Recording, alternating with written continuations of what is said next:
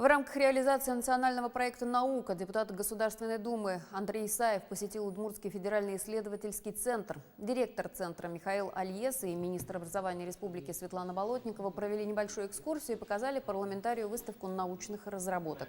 А главная тема встречи – перспективы создать в республике научно-образовательный центр, который объединит 4 структуры – Академию наук, вузы, индустриальных партнеров и региональную власть.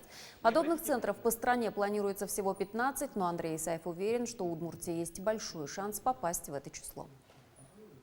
Здесь регион с очень высококвалифицированным населением, с огромной оборонной промышленностью, которая все советские годы была флагманом и индустрии, и научных исследований и разработок. И поэтому здесь у нас как бы изначальные данные для возможности участвовать в этой конкуренции, стать таким центром, очень высоки. Мы просто обладаем рядом уникальных компетенций и наборов этих компетенций, это территория.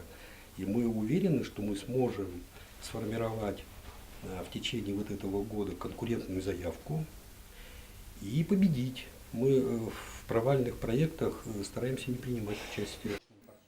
В январе текущего года перспективы создания научно-образовательного центра обсуждались с главой региона Александром Боричаловым, с министром науки и высшего образования России Михаилом Котюковым.